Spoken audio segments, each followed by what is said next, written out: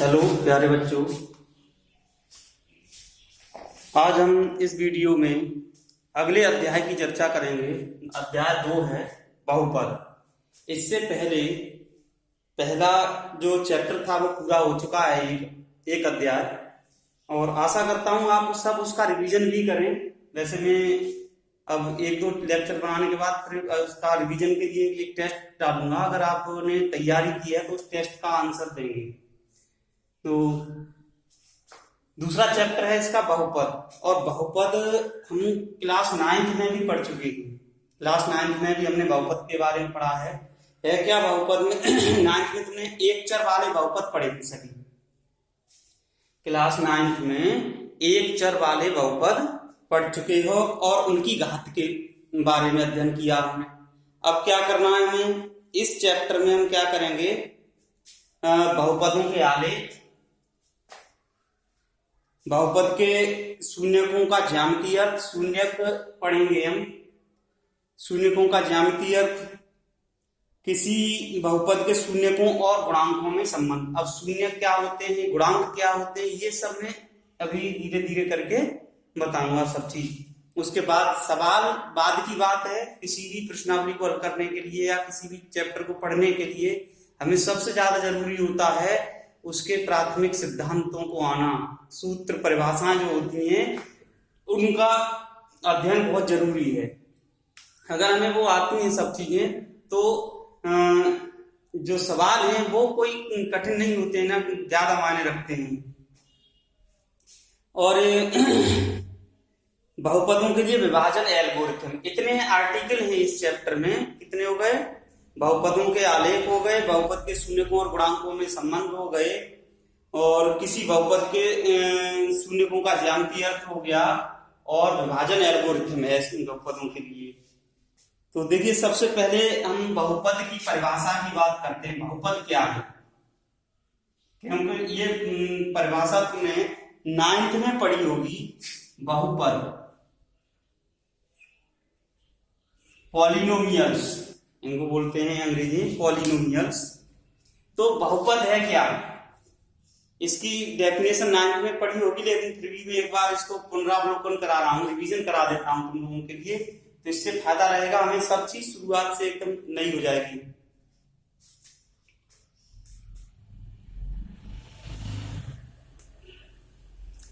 ऐसे बीजीय व्यंजक,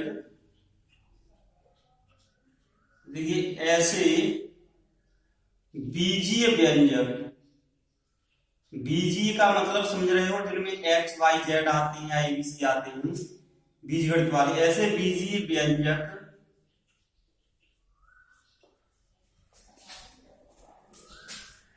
जिनमें चर राशियां केवल, जिनमें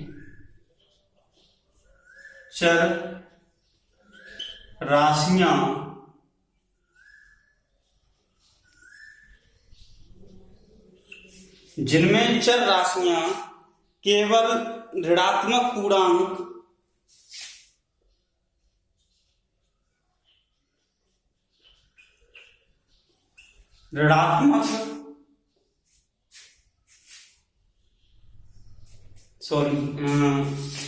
ऐसे बीजी व्यंजक जिनमें चर राशियां केवल ऋणेतर, ऋणात्मक नहीं होगा, ऋणेतर। और ऋणेतर का अर्थ मैं पिछले वीडियो में बता चुका हूं, जो ऋण नहीं है, यानी केवल धनात्मक पूर्णांक या शून्य।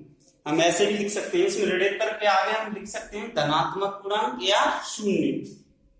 ऋणेतर पूर्णांक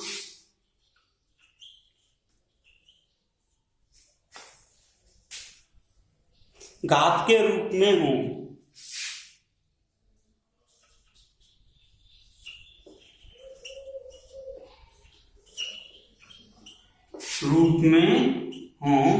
बहुपद कहलाते हैं। ठीक है, बहुपद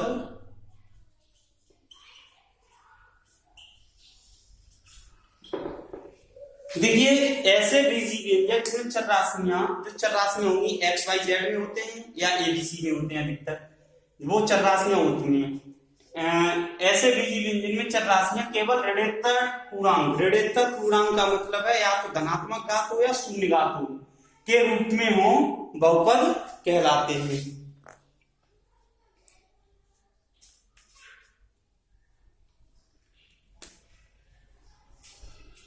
ठीक है, बीजी व्यंजक का जो व्यापक रूप है मैं बता रहा हूं, कहलाते हैं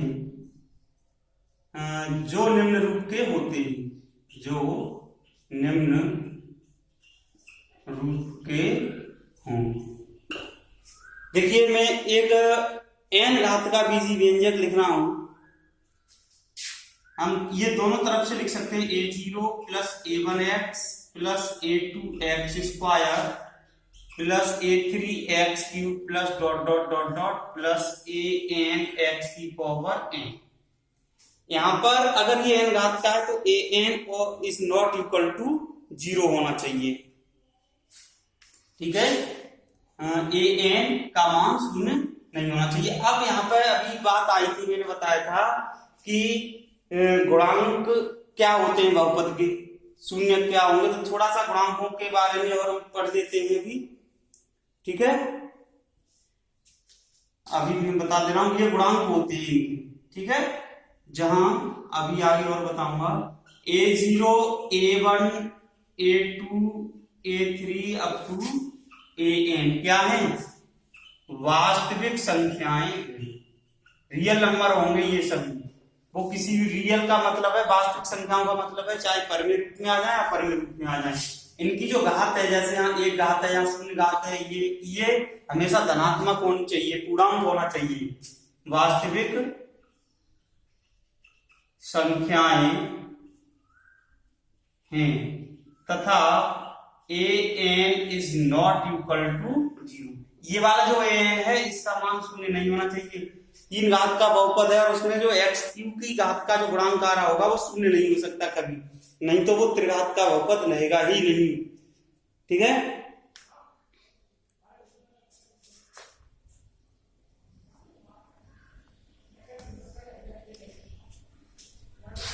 an is not equal to 0।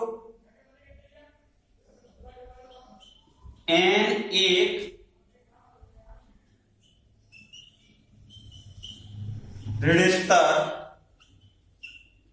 पूर्णांक है। n क्या है यहाँ पर, ऋणस्तर पूर्णांक है, और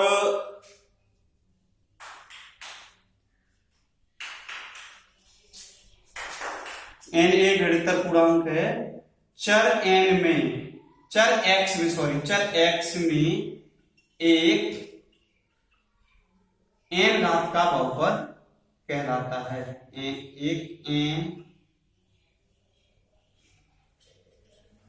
घात का बहुपद है।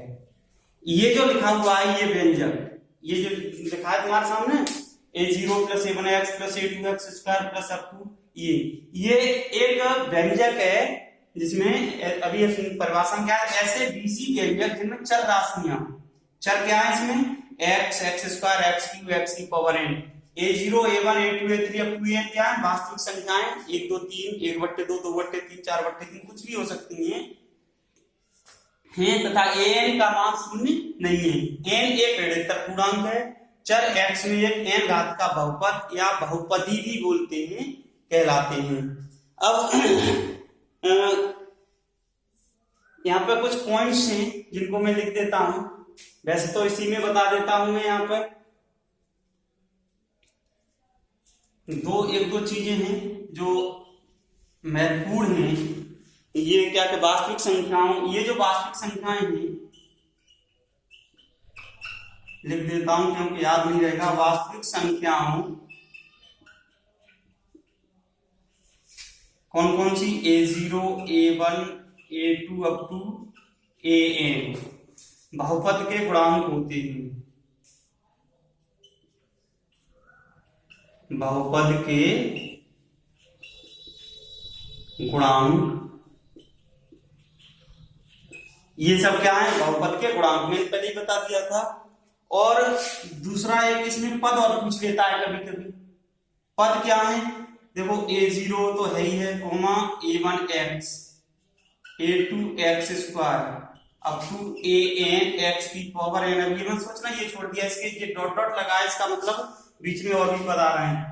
ये अलग अलग जो हैं ये बहुपद के पद कहलाते हैं। क्या कहलाते हैं?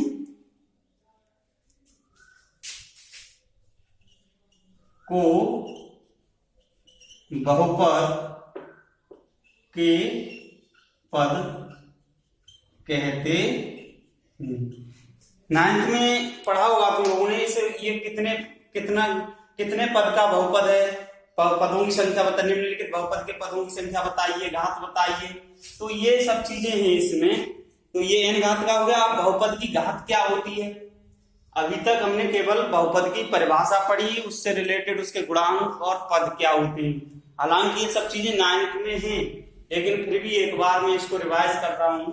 आप लोग इसका स्क्रीनशॉट ले लें, लिखते जाएं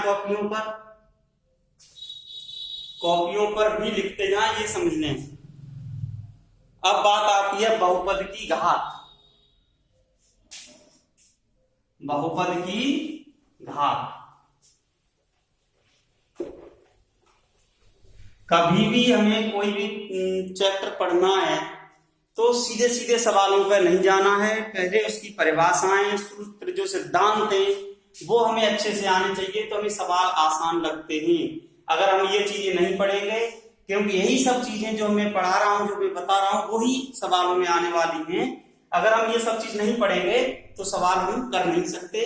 अगर कर भी लेंगे तो रटेंगे, उन्हें समझ नहीं सकते अच्छे से, जब तक हमें ये चीजें आएंगी नहीं। अब देखिए बहुपद की घात, पावर ऑफ पॉलिनोमियल्स, ठीक है, sorry degree of polynomials, degree. किसी बहुपद में चर राशि की उच्चतम घात वाले, किसी बहुपद में चर राशि की उच्चतम घात वाले कोई भी बहुपद, जैसे अभी मैंने लिखा था एक बीजी व्यंजक लिखा था, उसमें x की उच्चतम घात n थी, 1 2 3 4 5 6 अप टू n थी। उच्चतम घात वाले पद के घातांक का मतलब सबसे बड़ी घात जिस पद की होगी उसका जो घातांक होगा, जैसे कि अभी बता दूंगा मैं, घातांक को उस बहुपद की घात कहते हैं। जबकि ये घात तुम लोग पढ़ चुके हैं, फिर तो उदाहरण दे देता हूं। जैसे मैंने लिख दिया यहां पर 2x + 3, ये कोई बहुपद है, ठीक है। मान लो इसको मैंने मान लिया p1x बराबर, तो इसकी घात कितनी है? इसमें जो एक चर है x, उसकी उच्चतम घात 1 आ रही है, तो इसकी घात कितनी हो गई? 1। मान लो p2x, मान कोई दूसरा पॉलिनोमियल है 5x² + 3x + 2। अब इसमें x की उच्चतम घात कितनी है? 2, तो इसकी घात कितनी हो गई? घात हो गई 2। मान लो तीसरा उदाहरण है p3x, मैंने ले दिया यहाँ पे 7/2 x³ + 1/2 x + 5। x² का गुणांक नहीं है इसमें, में से कोई दिक्कत नहीं है। तो इसमें हमें जो चर है, चर क्या है? यहाँ x है, x की उच्चतम घात इस पद में आ रही है, कितनी आ रही है? 3, तो इसकी घात कितनी होगी? 3। चलो एक उदाहरण और देता हूं मैं।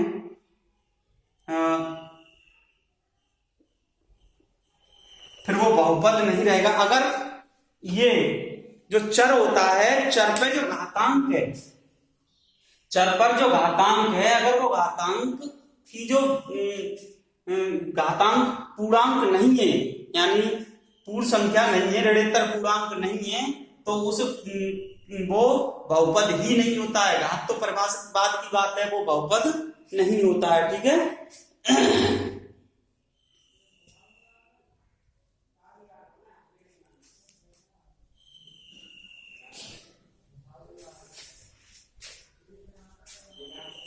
अब देखिए इसके बाद आता है, इसको स्क्रीनशॉट ले लें, बहुपद का वर्गीकरण। ठीक है, क्या आएगा? बहुपद का वर्गीकरण। ये बहुपद का वर्गीकरण दो तरीके से करते हैं।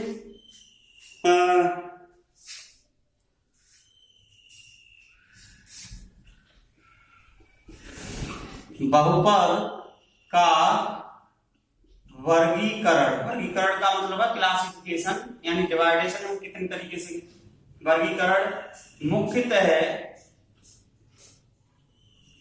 दो प्रकार से किया जाता है।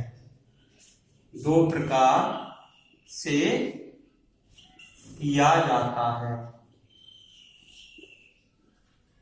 पहला, बहुपद का जो वर्गीकरण है मुख्यतः दो प्रकार से ही करते हैं। पहला, पदों की संख्या के आधार पर, पदों की संख्या के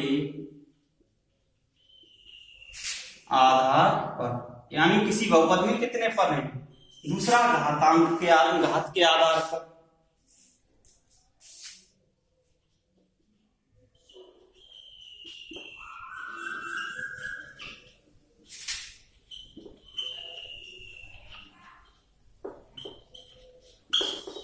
मैं इसके लिए उदाहरण भी दे सकता हूं। पदों का मतलब है कि किसी बहुपद में एक पदी बहुपद, द्विपदी बहुपद, त्रिपदी बहुपद, मतलब एक पद वाले बहुपद के कैसे होंगे, द्विपदी कितने होंगे, त्रिपदी कैसे होंगे, उनको उनके अनुसार वर्गीकरण कर लेते हैं। फिर दूसरा, घात की संख्या के आधार पर। घात की संख्या मतलब एक घात वाले, दो घात, शून्य घात, एक घात। शून्य घात में हमेशा अचर आता है, अचर बहुपद कांस्टेंट होगा केवल। तो शून्य घात, एक घात, दो घात, तीन घात, चार घात, इस प्रकार से। ठीक है, एक घात वाले बहुपदों को और क्या कहते हैं? जो एक घातीय बहुपद होते हैं उनको हमने 9th में पढ़ा हुआ। और क्या कहते हैं? हमेशा ध्यान रखना, एक घातीय बहुपद जो होते हैं उनको हम रैखिक बहुपद भी बोलते हैं। लिनियर पॉलिनोमियल्स, रैखिक बहुपद।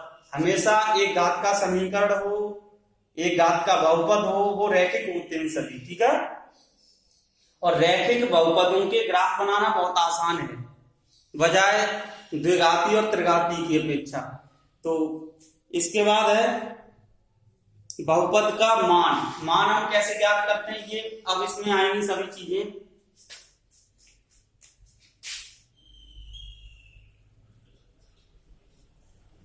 बहुपद का मान, इसके उदाहरण में दे सकता था, बहुत लंबा हो जाएगा। एक तरफ बहुपद लिख लो, एक तरफ उनकी घात लिख लेते हैं और पदों की संख्या लिख लेते हैं। ठीक है, जैसे घात बताई थी मैंने कि क्या होती है, इसलिए मैंने उदाहरण नहीं दिया है कि घात उच्चतम जो चर दिया है उसमें उसकी उच्चतम घातांक जो होगा वो उस बहुपद की घात होती है। पदों की संख्या हम गिन लेते हैं, उसमें कितने पद आ रहे हैं। एक पद आ रहा है तो एक पदी, दो पद आ रहे हैं द्विपदी, तीन पद आ रहे हैं तो त्रिपदी। बस पद और घातांक बता चुका हूं।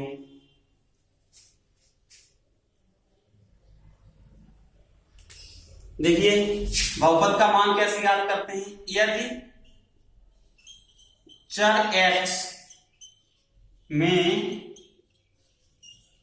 कोई बहुपद px, बहुपद को हम मोस्टली px से ही शो कर देते हैं, कहीं कहीं fx भी लिखते हैं, कोई दिक्कत नहीं है। यदि चर x में कोई बहुपद px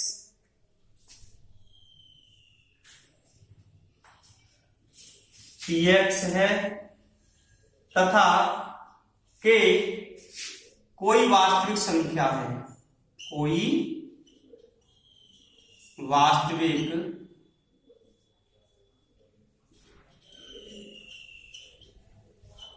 संख्या है, चर x में कोई बहुपद px है तथा k कोई वास्तविक संख्या, इस पर आधारित एक सवाल आता है।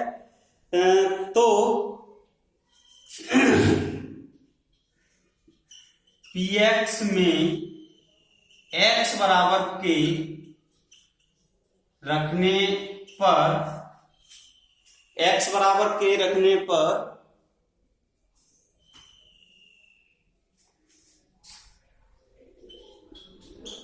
प्राप्त मान को उस बहुपद का मान कहते हैं। देखिए मैं यहाँ पे इसका उदाहरण दे देता हूं क्योंकि ये एग्जाम में भी पूछ लिया जाता है। उदाहरण है, जैसे कोई बहुपद दिया है px बराबर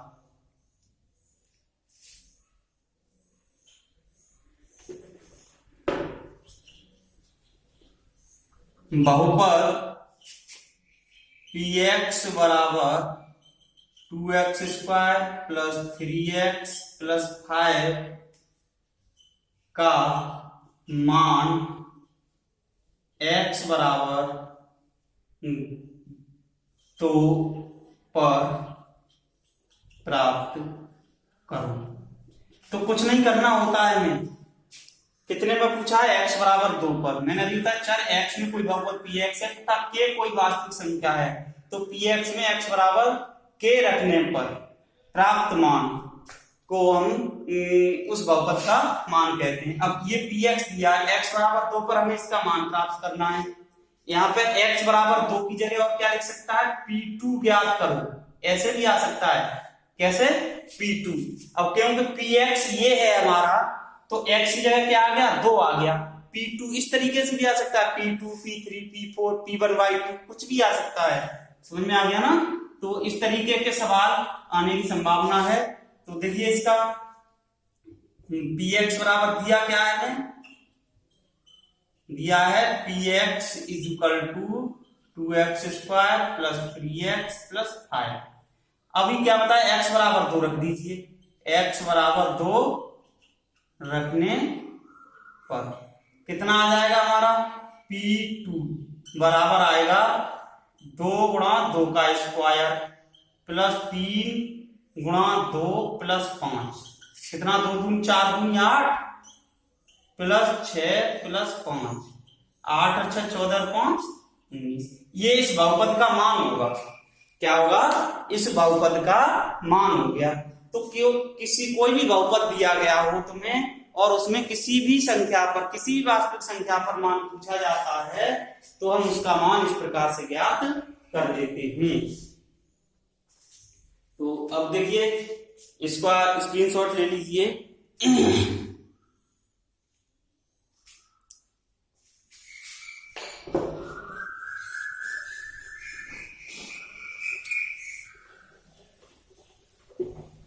इसके बाद आता है, एक एक करके बता रहा हूं सभी चीजें। बहुपद के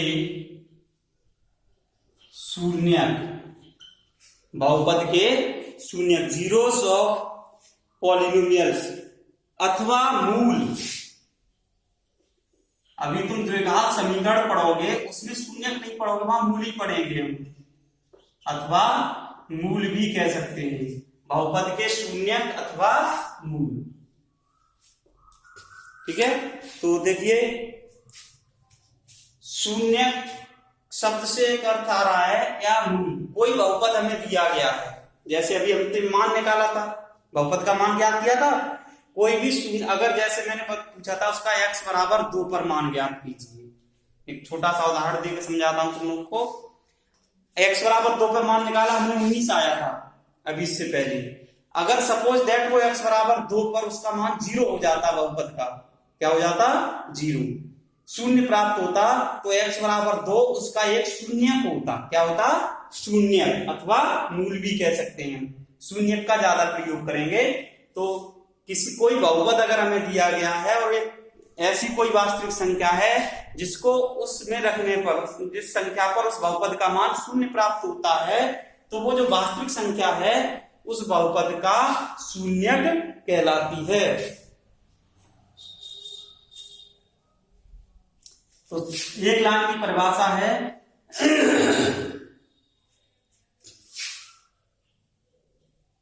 एक वास्तविक संख्या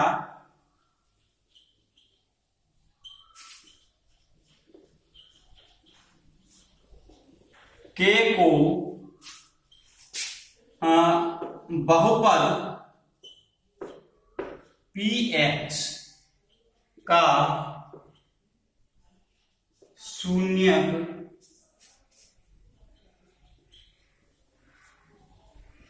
कहते हैं यदि p के बराबर 0।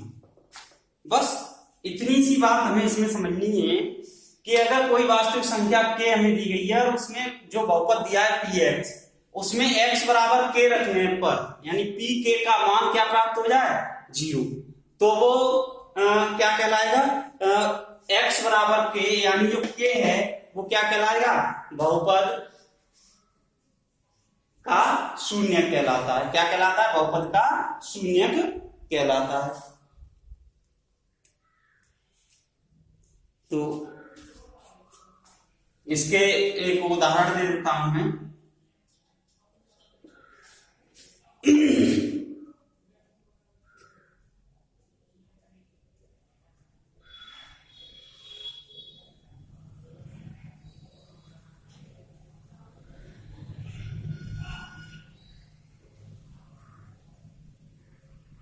देखिए एक दिया गया है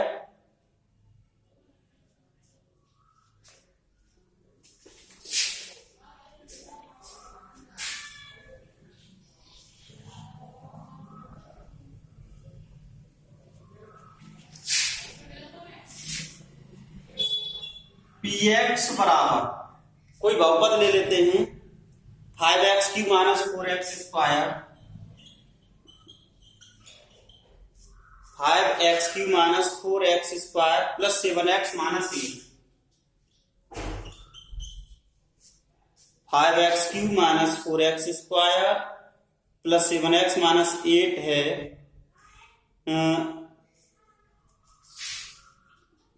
यदि px इक्वल टू इतने है तो हम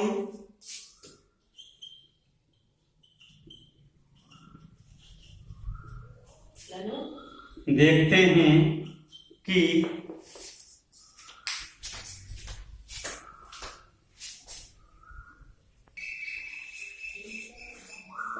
कहां तो देखिए प्यारे बच्चों, यदि px बराबर 5x³ माइनस 4x² ये 4x² है 4x² प्लस 7x माइनस 8 हो, तब हम देखते हैं कि px इक्वल टू 1 px का एक शून्यक है। क्योंकि अभी मैंने क्या बताया था x बराबर 1 अगर इसका शून्यक है तो x बराबर 1 इस बहुपद में लगाएंगे हम, तो इसका मान क्या आना चाहिए p1 का। p के बराबर 0 लिखा था मैंने यहाँ पे, कोई वास्तविक संख्या है 1 कोई वास्तविक संख्या है, तो p1 लगाया। अब इसमें मान लगा दीजिए 5 इंटू 1 का क्यूब माइनस 4 इंटू 1 का स्क्वायर प्लस 7 इंटू 1 माइनस 8, ये हो गया। अब देखो 5 तो 1 का क्यूब का मतलब 1 और 1 का 5 में गुणा करेंगे 5 माइनस 4 प्लस 7 माइनस 8, ठीक है। तो 7 और 5 कितने हो गए 12, धन के अलग जोड़ लीजिए, 4 और 8 12 ऋण के अलग जोड़ेंगे, ये कितने हो गए 12 माइनस 12 बराबर 0। अतः x इक्वल टू 1 क्या होगा, इसका एक शून्यक होगा। अगर कोई वास्तविक संख्या दी गई है और उसमें हमें उस संख्या को रख के बराबर करने पर उसका मान शून्य प्राप्त हो रहा है, बहुपद का मान शून्य प्राप्त होता है, तो वो संख्या उस बहुपद का शून्यक कहलाती है या मूल कहलाती है। एक चीज और आती है यहाँ पे, छोटा सा समझा दूं, हम द्विघात समीकरण पढ़ेंगे। अगर कोई बहुपद दिया गया है हमें px और इसका px का जो समीकरण होगा वो क्या हो जाएगा, px बराबर 0, ये समीकरण बन गया इसका।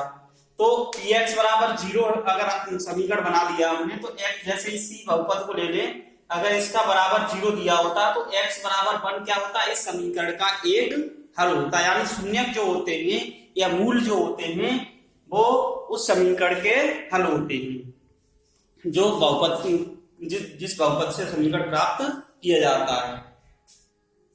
इसके बाद देखिए बहुपदों के आलेख हैं, एक कुछ पॉइंट्स हैं वो मैं और लिख देता हूं।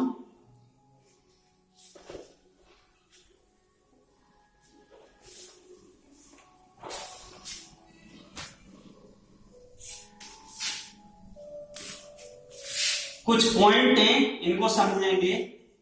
n घात के बहुपद के अधिक से अधिक n मूल अथवा शून्यक हो सकते हैं।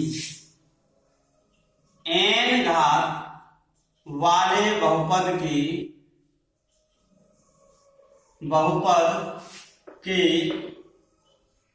अधिक से अधिक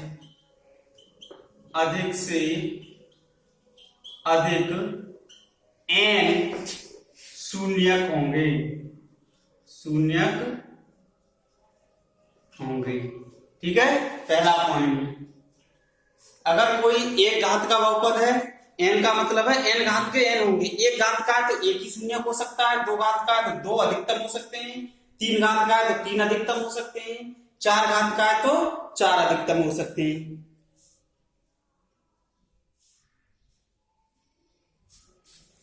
बहुपद कोई दिया गया है और हमसे पूछा जाए इसके शून्यक ज्ञात कीजिए, तो हम क्या करते हैं, बहुपद px के शून्यक ज्ञात करने के लिए, शून्यक अभी मैंने बताया था बहुपद का जो समीकरण होता है वो उसका हल होता है शून्यक। तो शून्यक ज्ञात करने के लिए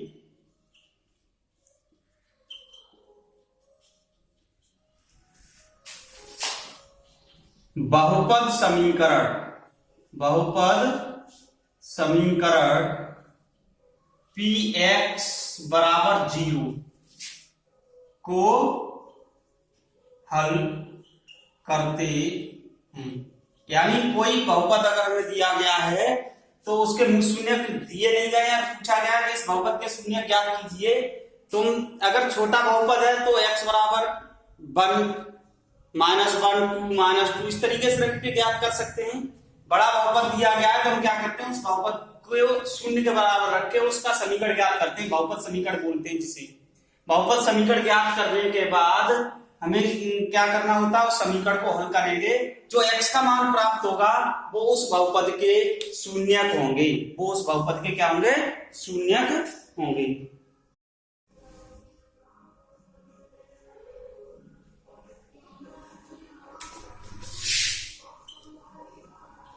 अशून्य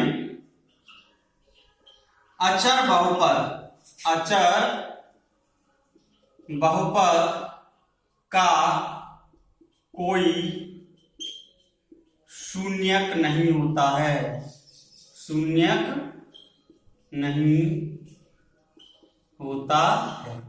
अशून्य अचर बहुपद अगर कोई दिया, जैसे 1 2 3 4 5 1/2 2/3, इनका कोई शून्यक नहीं, कोई भी शून्यक नहीं होता है।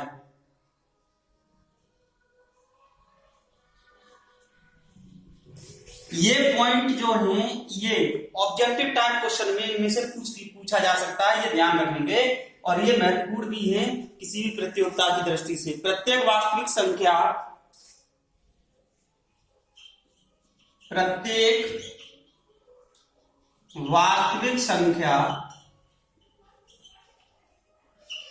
ये ध्यान रखना, ये जो पॉइंट में लिखा रहा हूं ये भी याद होनी चाहिए तुम लोगों को।